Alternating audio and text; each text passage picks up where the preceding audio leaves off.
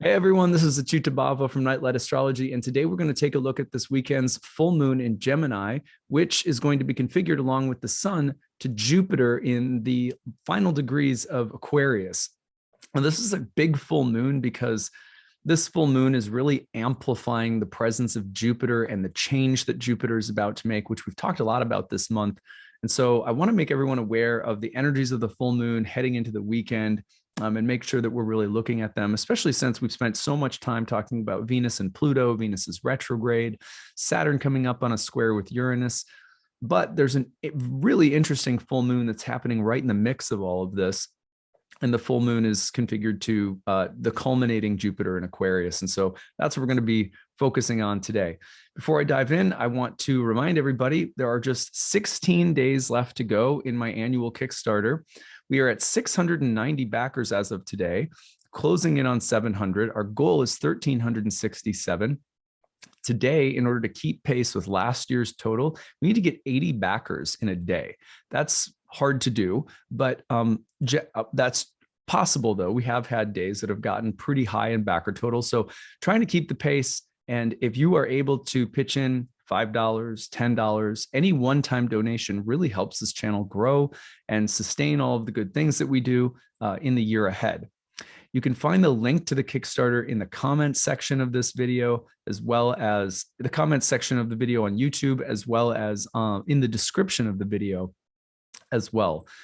When you go to the Kickstarter page, scroll down, you can pick up a number of different rewards. There are exclusive videos. I do an exclusive video talk on the astrology of 2022. It's a deep dive into all of the astrology of the new year, as well as a calendar that comes with that as a thank you gift. You can also pick up a variety of different exclusive lectures that I give on different topics. Year ahead horoscope reading for your sun or rising sign. There's some horary readings. There's a really good video called Astrology for Total Beginners. If you want to give it as a gift to somebody who's like, why are you interested in astrology? And you're like, here, just watch this video. It's really good for total newcomers who just want to understand it in a way that's not super woo-woo. It's really digestible. And then probably the best reward that I offer is you can pick up any of my online training programs, my online courses for 2022 or beyond. You can use them as credits anytime you want. You take my year 1 program, my year 2 program, my horary program, or my readings and passages program. That's 4 years worth of online training in ancient astrology. And whenever you pick one of them up at the donation level during my Kickstarter, the price is 50% off what it usually is to sign up for the course. Or even if you're using the early bird rate, it's still $400 cheaper than that. So definitely my best deal of the year for anyone who wants to study with me and come take one of my classes. Or if you're in one of my classes and want to take one of my advanced programs, you can also bundle them together. And when you do, the price goes down even more. So thank you so much to everybody for supporting this channel. We have a ways to go yet. Hopefully we can rally some more support from all of you who enjoy this. If you can't pitch in, you can you can subscribe, you can share my videos with other people. It's all really appreciated. Remember that when you pitch in, you're supporting a staff of people, a variety of really good programs and offerings that we have throughout the year that are very cost friendly for people. So it goes a long way. The Kickstarter is a huge part of why I'm able to do a variety of different things that I do, including create free content year round on this channel. So your pitching in means a lot to me. I hope you will. And let's go ahead now and turn our attention to the full moon. So here is the real-time clock, and I just eliminated everything from our view today except for the traditional 7 planets to drive home a few points.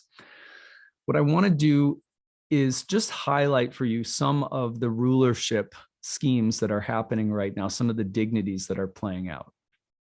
First of all, I want to emphasize how much control Saturn has over the picture right now. Okay. You have Mercury in Saturn's sign, Venus in Saturn's sign, Saturn in its own sign, and Jupiter in Saturn's sign, with the sun in the next 5 days or so about to ingress into, you guessed it, Saturn's sign. So we are going to shortly this month have 5 of the traditional 7 planets in Saturn-ruled signs. What's happening to Saturn? Saturn will be squaring Uranus. So whatever Saturn represents, whatever rule or order or stricture that Saturn might present us with, whatever prohibition or difficulty or heaviness, serious themes and topics that Saturn is presenting us with, they're all about to get challenged by two things. One, Saturn is squaring Uranus, the great rebel, the great awakener, and Venus in Saturn's sign is about to go retrograde, which can mean that something of a type of order, a type of Venusian order in our lives, a type of, let's call it Venusian structure, even though I don't always love that word for Saturn, is about to go through some kind of revision process. Now, we know that Venus is also conjoined with Pluto. There's a Plutonian element to this. We talked about some of those stories yesterday. But from a traditional standpoint, I just like people to see how much of the traditional pantheon of planets are all dealing with Saturn stuff at the moment. That Saturn is about to hit a pretty big breakthrough as it intensifies by getting into a conversation with Uranus, and then Jupiter is about to change signs and get into its own power, right? So, and then Venus going through a retrograde can actually be a very positive thing. It can suggest an examination of the Saturn stuff that's at the root of what's going on right now in the Venusian areas of our life, which for the most part means relationships and any place where we're trying to create harmony. And Saturn's got the underlying authority to say how or what we should be doing. So it's a really interesting time, a time of perhaps revising certain kinds of relationships in our life, challenging certain kinds of structures in our life.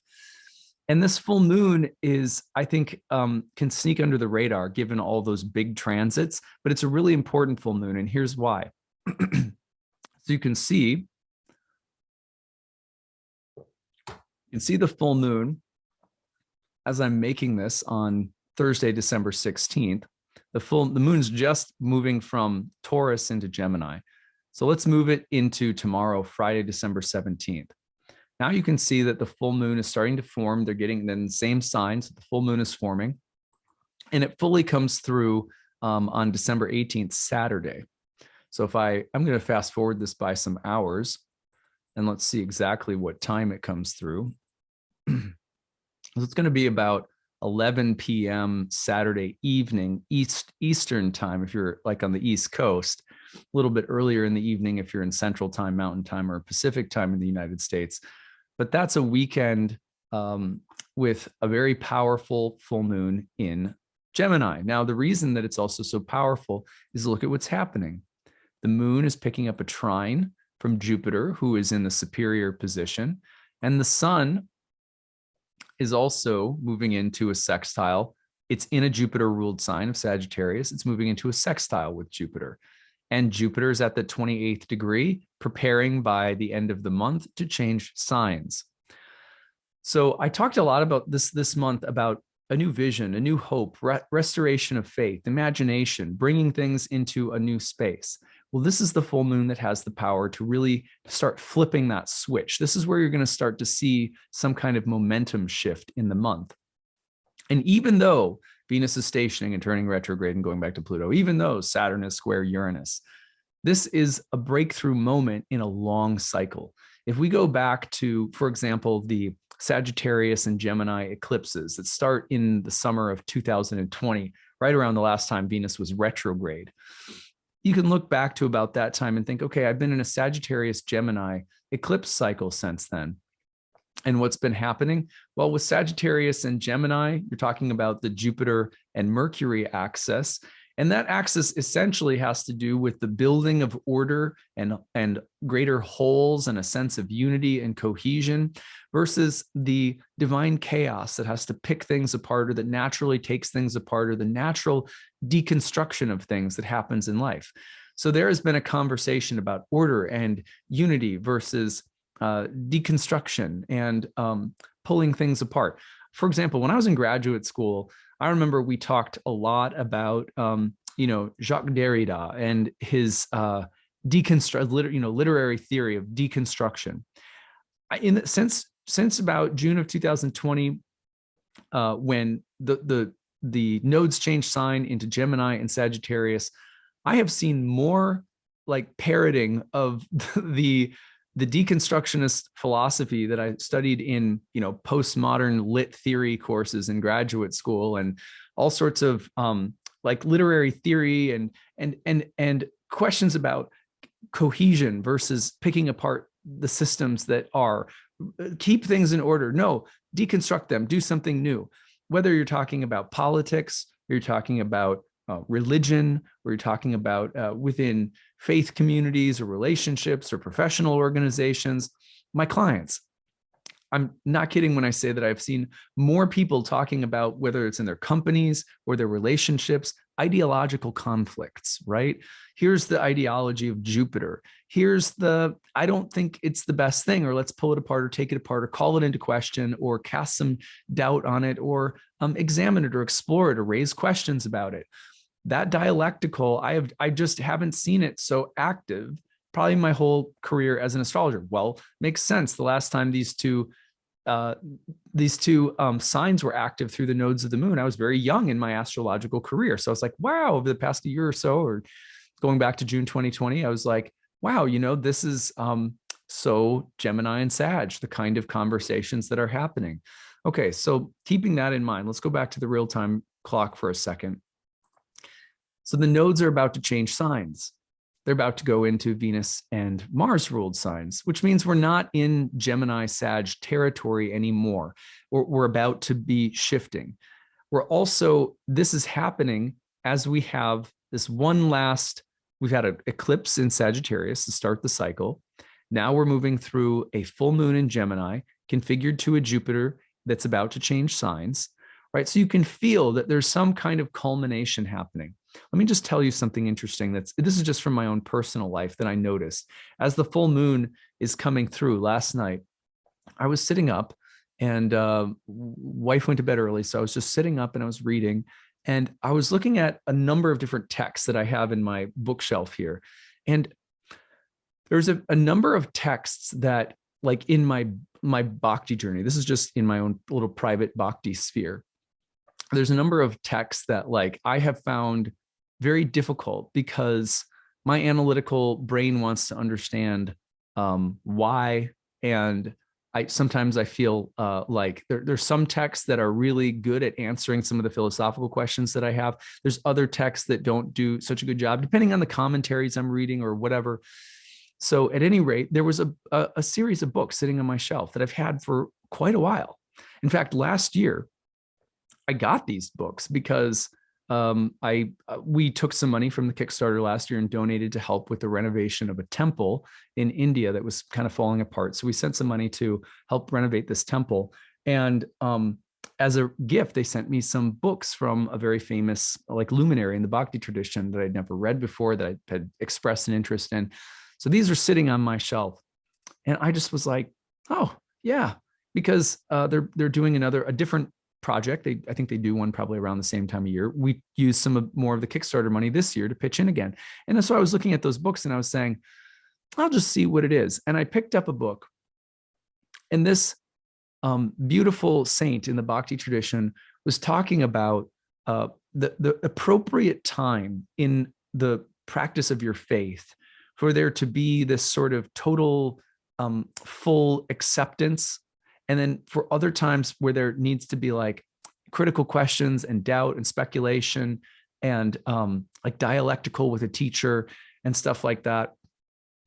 And he presented the dialectical between faith and doubt in this section in a way that was so beautiful, so profound, so poetic. And it felt like these two parts of my brain that have been at each other in my own private faith journey for like a year and a half, suspiciously since the nodes changed signs. And it just all of a sudden felt like click. Here's how he presented it that I thought was so beautiful.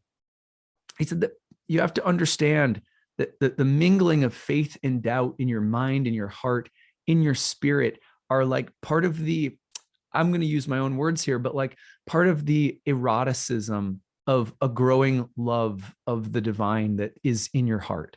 And that this conversation between these two qualities aren't ultimately about whether your religious faith is solid or not, but it's about you trying to pin God down because you're eager to understand and know God, but or the divine, whatever word you want to use.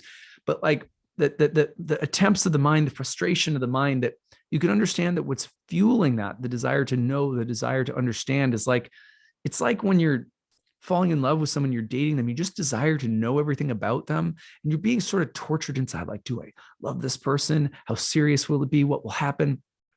So the way that he was able to sort of poetically reframe the frustrations of the intellect on the faith journey, a committed faith journey still has lots of doubt and still has lots of intellectual wrestling. And that if you reframe that in terms of the pangs of love and frustration that a lover feels when getting to know the beloved, that there's a place for it. And you no longer have to chase that part of you around with a stick, trying to get it in order and just believe that you can make some space for it.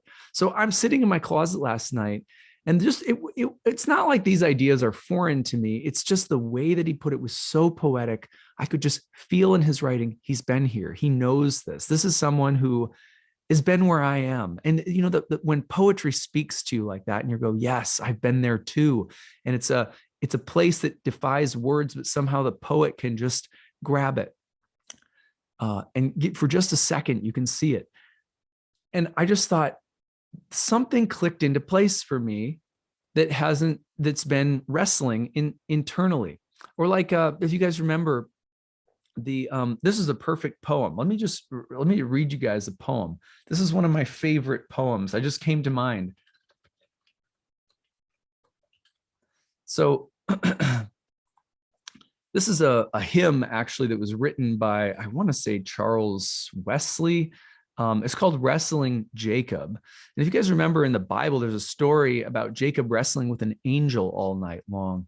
And it goes like this: "Come, O thou traveler unknown, whom still I hold but cannot see." Now he's wrestling with an angel through the night, but he doesn't know it's an angel. He doesn't know that it's God. "My company before is gone, and I am left alone with thee. With thee all night I mean to stay and wrestle till the break of day. Will thou not yet to me reveal thy new unutterable name? Tell me, I still beseech thee, tell, to know it now resolved I am. Wrestling, I will not let thee go till I thy name, thy nature know. My strength is gone, my nature dies. I sink beneath thy weighty hand, faint to revive and fall to rise. I fall, and yet by faith I stand. I stand and will not let thee go till I thy name, thy nature know. Yield to me now, for I am weak, but confident in self-despair. Speak to my heart in blessing, speak, be conquered by my instant prayer. Speak, or thou never hence shalt move, and tell me if thy name is love. 'Tis love that wrestled me. I hear thy whisper in my heart. The morning breaks, the shadows flee. Pure, universal love thou art. To me, to all, thy mercies move. Thy nature and thy name is love." Isn't that a beautiful poem? So it's a hymn, I believe, but that's exactly the idea that this author was communicating, that your doubt is not something that has to be resolved, or how do I work this or that out? And, oh, here's the perfect answer. Now you've got that in hand, go out and be an apologist, my son. You know, no, that there's something about that wrestling intellectually, mentally, that is a symptom of love. You don't wrestle with things you don't care about. No, I heard someone once say the opposite of love is like apathy or indifference or something like that. Who knows what the opposite of love is? But it certainly, to me, is interesting that if you look at all the Puranas, this is something that is so obvious sitting right before me. It's there all the time. In all the Puranas, it's always these people that hate Krishna in these stories about God in the Bhakti tradition. They don't like God. They wrestle with God. They have some big problem with God. And those are the ones that, in their seeking to hurt God, wrestle with God, fight God, undermine God in these stories, that God will end up wrestling with them, getting into like some kind of, epic boxing match in the literary form, and then through the touch of that conflict, that soul becomes enlightened. And I just have to say, isn't that a relief in this world that our not knowing, our Socratic dilemmas can carry with them a touch of mercy, a touch of grace, that somehow in wrestling and not knowing, or in being befuddled, or in sometimes knowing and in other times feeling thrown up in a million pieces, that somehow in all of that is actually love. And that is actually spiritual practice happening. That is actually, in Bhakti terms, we'd say that's actually devotion. That you're wrestling with any of these things that you're wrestling with, ideology, faith, what is good, what is virtuous, what is humble, what isn't, what is self-righteous, what isn't, what is hypocritical, what is true, what is sincere, what is trying too hard, what is not trying enough. We all struggle with these things, trying to figure them all out. And sometimes it's easy to just say, I'm just going to give it up. I'm just going to be me, and then forget the struggle because the struggle's stressful.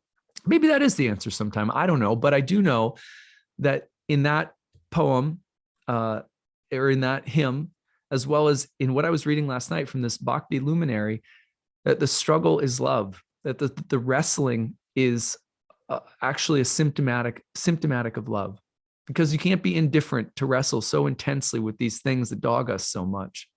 And if we can just take a break once in a while to let the struggle be poetry rather than a literal binary that's literally binding us, that we literally have to figure out. One of the great things that, Jacob realizes is that, hey, I've been wrestling with God. How beautiful is that? So anyway, I just wanted to share that with you guys. Now back to the real-time clock to drive the point home. I'm saying this because this is our last full moon in Sag and Gemini, while the nodes of the moon are in Sag and Gemini. What have you been wrestling with? Know that it's been divine. If you've been wrestling with anything, trying to figure out what is good, what is beautiful, what is true, what is right, what is honest, what is sincere, what is too much, what is not enough. If you've been wrestling with any of that for the past year and a half on any level, your struggle has been divine. Bless you. We should all take that home with us, because it's something that can instantly just make us realize that it's not, it's so cliched, but it's not the answer. It's not the final destination. It's the journey. It's all that kind of stuff, right? But here's what I love about this. This full moon hits Jupiter as the sun is hitting Jupiter. In a funny way, this struggle, there's a sense in which even the struggle can make us whole. That's the paradox of the Mercury-Jupiter dynamic. Even the being taken apart is being made whole. In how many shamanic traditions are there around the world where in vision, in ceremony, in an altered state, the shaman is plucked apart by a million crows, right? The bones spread out only to be put back together. That wholeness and deconstruction exist side by side. So I see this as the message of this full moon, and I hope that you are restored somehow this weekend as these energies come through, that there's just a sense that whatever you've been through, that the struggle has been worth it. There's a long cycle ending, exploring beliefs, exploring doubts, reaching a place of renewal or restoration. Interestingly, sometimes we need to set aside childishness.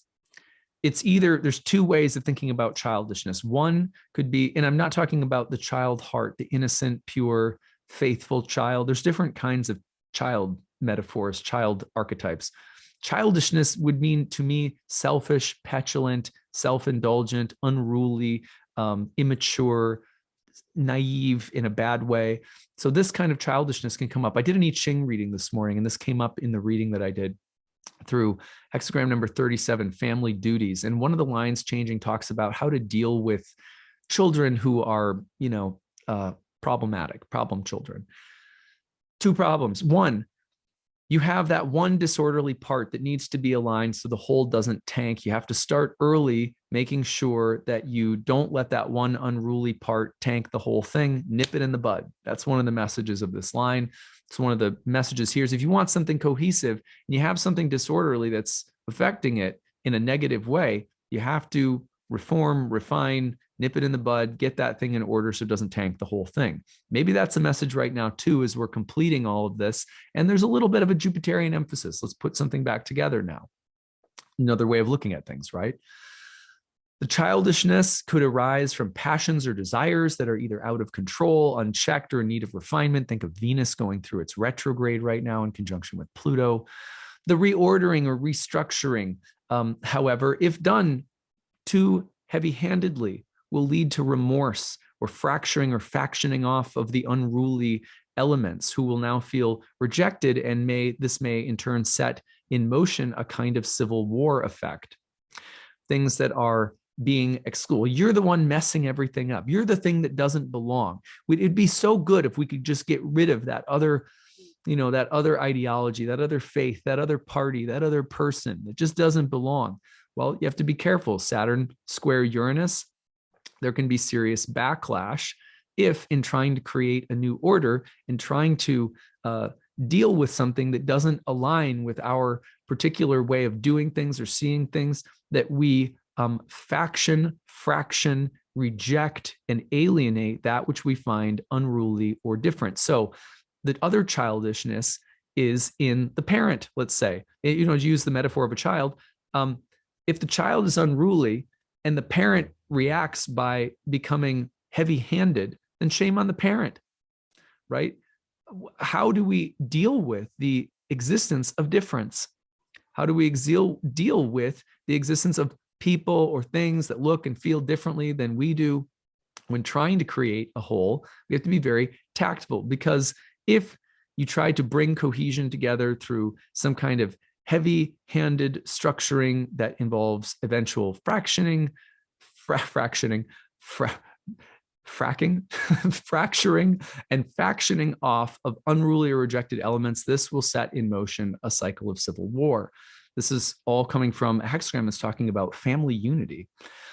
Forcing things to conform, just like forcing a child to conform, is more dangerous for that child or for the sake of the family than learning how to allow the unruly element to peacefully adjourn itself, or to peacefully be dealt with in its own way. There's a saying, and I don't remember how it goes, but it's something like, just, kind of like, if my daughter's being difficult, kind of like, let's just let her figure that out. Like, let's not give it too much attention, because if we try to get her to conform to how we want her to act, it often polarizes it even worse. So there's some interesting teachings kind of swimming in the air around this hexagram that I thought were worth mentioning, because the other thing that is here in this impulse toward Jupiter at this full moon, the sun configured with Jupiter in Jupiter's sign, the full moon configured with Jupiter, Jupiter about to change signs, get out of Saturn's sign and go into Pisces. You're seeing the need for some revision or challenging of the existing order or structure. We see that with Saturn and Uranus but as well, Saturn and Uranus coming to square. But it's like, how do you deal with that part that doesn't conform, with that part that won't be pounded into submission? You have to deal with that very carefully, or you are potentially setting yourself up for a cycle. Just like in your faith life, if you have a part of you that doubts, if you have a part of you that just can't fully get on board with your faith journey, and you try to pound that part into submission, more likely that eventually you may end up rejecting your whole faith path, because it doesn't feel honest, it doesn't feel right, and it doesn't feel true to pound things that don't agree into submission. You can't get rid of Mercury. You can't get rid of doubt. You can't get rid of things falling apart. You can't get rid of disorder. You can't get rid of differentiation, right? So you can't get rid of chaos. There's a little bit of chaos. So I hope that trying to circumambulate some really mercurial elements of this full moon, right? But again, I go back to this: unity and difference, right? Cohesion and chaos, faith and doubt. These things all have a place together. Let's just revisit that poem one more time. Wilt thou not yet to me reveal thy new unutterable name? Tell me, I still beseech thee, tell. To know it now resolved I am. Wrestling, I will not let thee go till I thy name, thy nature know. My strength is gone, my nature dies. I sink beneath thy weighty hand, faint to revive and fall to rise. I fall, and yet by faith I stand. I stand and will not let thee go till I thy name, thy nature know. Yield to me now, for I am weak, but confident in self-despair. Speak to my heart in blessing, speak, be conquered by my instant prayer. Speak, or thou never hence shalt move, and tell me if thy name is love. 'Tis love that wrestled me. I hear thy whisper in my heart. The morning breaks, the shadows flee. Pure, universal love thou art. To me, to all, thy mercies move. Thy nature and thy name is love. So I am going to keep those sentiments in my mind and in my heart over the next few days. I feel like there's culminating energies around all of this.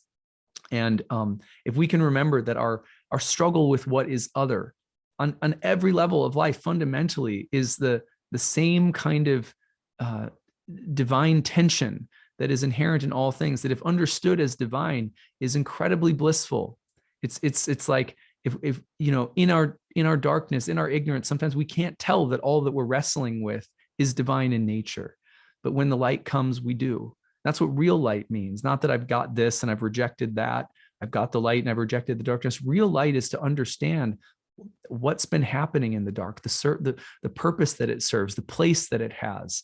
And this is the dance between the Mercury and Jupiter axis that's now coming to a close. So I hope that you're able to integrate some of these experiences that we've had with the Sagittarius Gemini axis since June of 2020. And we will be back tomorrow to talk a little bit more. I think tomorrow we're going to talk about retrogrades and what retrogrades bring in general as Venus is about to turn retrograde, just kind of do a review on retrogrades overall. Don't forget, I really need your support. We are at 690 backers with 16 days left to go. We're trying to get to 1,367. We're over halfway there now. We need a big push here at the end. So any and every donation helps. Find the link to the Kickstarter in the comments of this video on YouTube or in the description of the video. I really appreciate it. Have a great day, everyone. Bye.